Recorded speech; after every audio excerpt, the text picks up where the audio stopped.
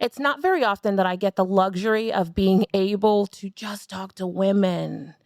And for the fellow sister that is out there, I want you to hear me and hear me clearly. The name of the game is more. As you think about tomorrows, all of them, whatever they may be, the name of the game is more, not just more in terms of more things at home or more work or more money, more of everything that you want. In this private backdoor conversation, I felt like I had to share it with you here on this platform just because this is an opportunity that I get to be with women from around the world in multiple countries and have a backdoor conversation. And it was so good that I said to myself, for the woman who is hunting for her more, for the human that is yearning for more, there is no better 42-minute segment that you're going to spend than diving into this. This is one of those moments where I'm going to say, grab a glass of wine, go hide inside of a room, a bathroom, a closet, whatever you need. But I promise you, on the other side of this moment, you'll be changed. This is part 1 of 2, and it's going to be amazing. Hey you, welcome to Build the Damn Thing, a place where myself, Tiffany Largy, and our amazing Do the Damn Thing coaches show you how to use your story to build it all. Whether it's your first 6 figures, your next layer of multiple 6 figures, or maybe you're on your way to $1 million. And if it's not that, it's the life of your dreams, where you are free, you are strong, and you are whole. First, we're going to show you how to use your story to build a strong foundation. And then next, we're going to show you how to use your story in sales and marketing to clean up the cracks. And last but not least, we're going to show you how to use your story to gather people. Because truth of the matter is that there's nothing stronger than being connected to people who just understand you as you are, where you are, so you can stop explaining yourself. I want to remind you that now that you're here, you are home, and I officially welcome you to our family. All right, let's get started. Good.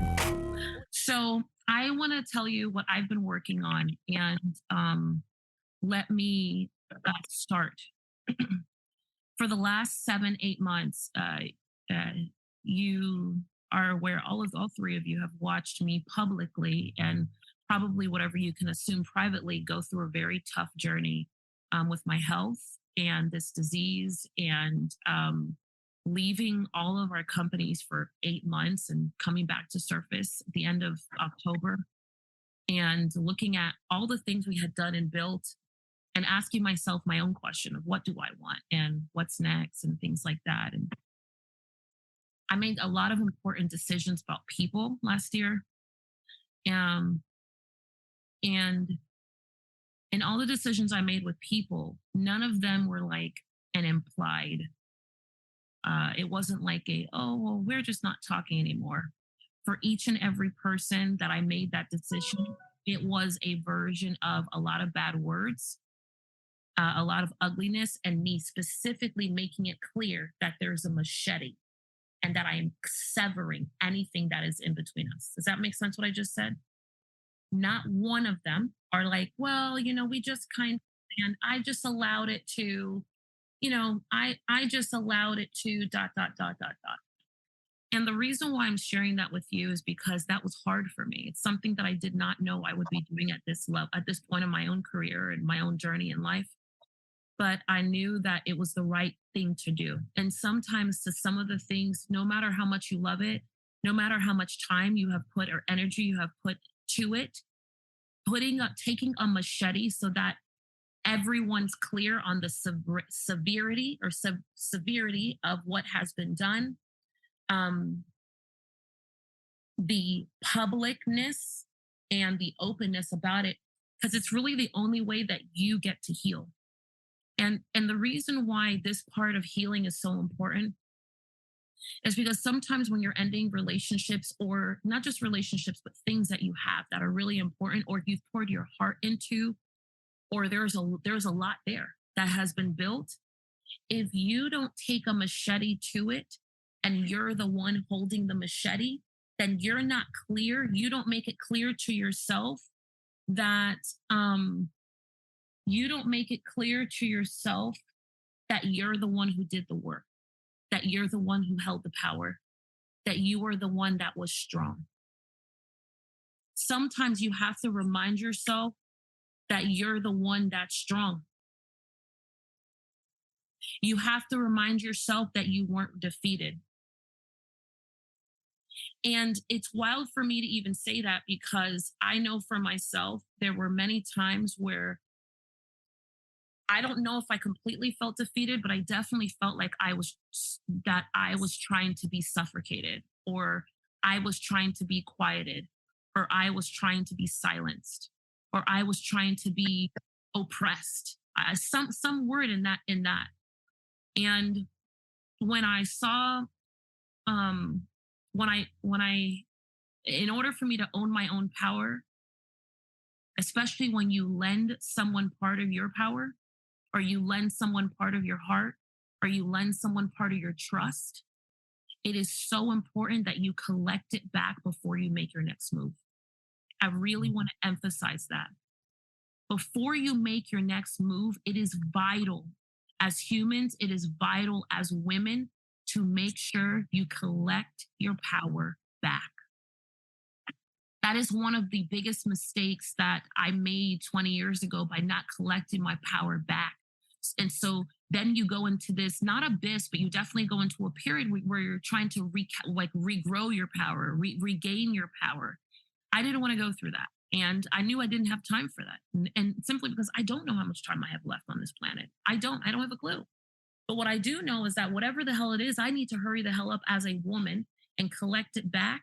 And more importantly, remind myself of how powerful I am, how strong I have become.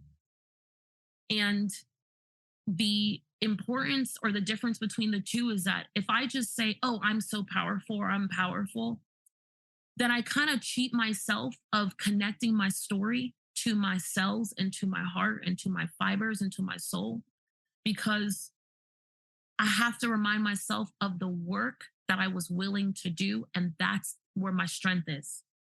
The fact that I did the work and I built the muscle to be that strong.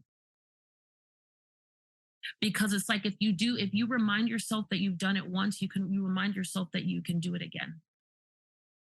Mhm. And then you remind yourself that you have the tools, the resources, the know-how to do it again, and then again, and then again. And that's where confidence as a woman comes in. Confidence as a woman comes in when you're reminded that no one else is in control ever again in your life but you.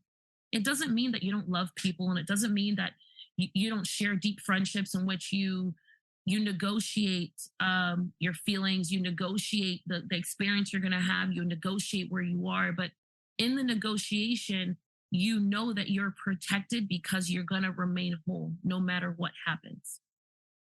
The name of the game is not necessarily to always be strong. The name of the game is to stay whole. I really have to emphasize that. You can be whole and cry.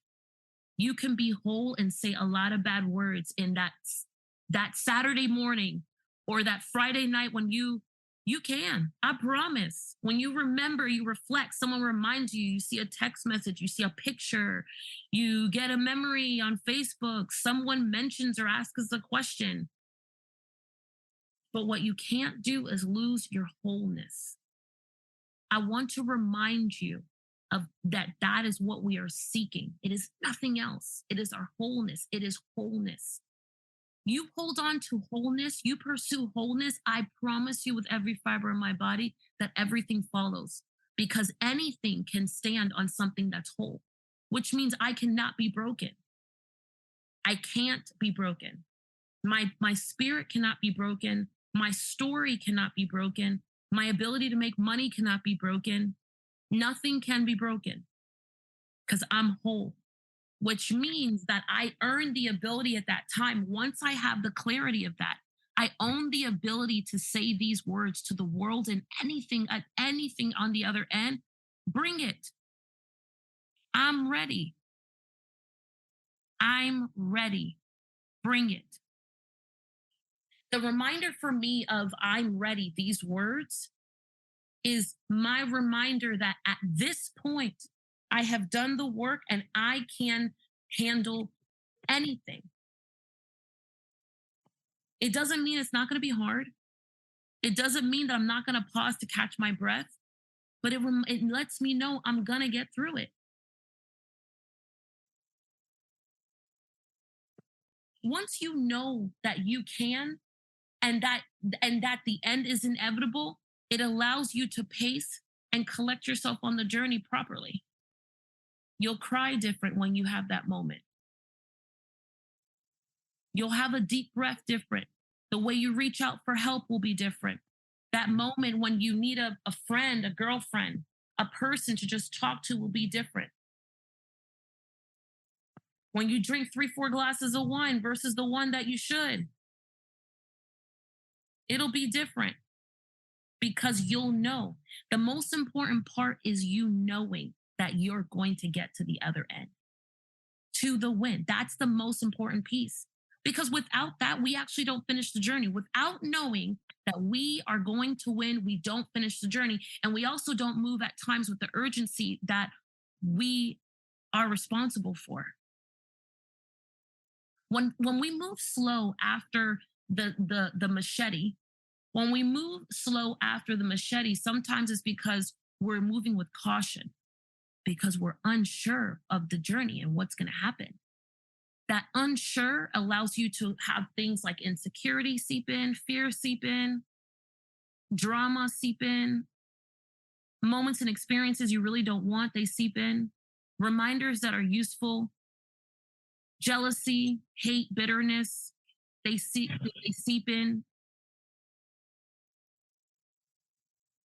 My one and deepest desire is that you look ahead and you seek wholeness. And my goal is not to be whole so that everybody else can stand on me. My goal is to be whole so that I can stand on me,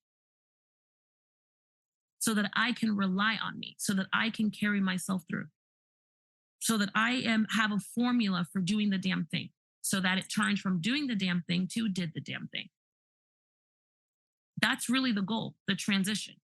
I am doing the damn thing to I did the damn thing. Nothing is worse than doing the damn thing for a decade, for 5 years, for a year. No, you want to be done the damn thing. We want to be at the other end. I hope that episode was amazing for you and you are closer to building the damn thing. I can't wait to hear what your thoughts were, what part you loved, and the action that you're going to go take, because the truth of the matter is that the person who wins is not the person who gets there first. It's the person who takes action first. Now, I've got a gift for you, and it is at www.stracthustle.com. It is imperative that you run there and you see all types of goodies, starting with the 7 must-haves that you've got to put when telling your story. There is so much deliciousness awaiting for you. I would love nothing more than for you to go ahead and give us a thumbs up and a 5-star review on not just this episode, but this entire series of How Do You Build the Damn Thing. Like always, if there's anything that we can do to make your week, day, or month better, please let us know. And more importantly, I can't wait to see you live. Whether it's at Do the Damn Thing Live or in one of our communities, or maybe you're just hanging out with us on social media. What I know to be true is that I am meant to connect with you somewhere, and I can't wait for that day to happen. And more importantly, I can't wait to see what you build.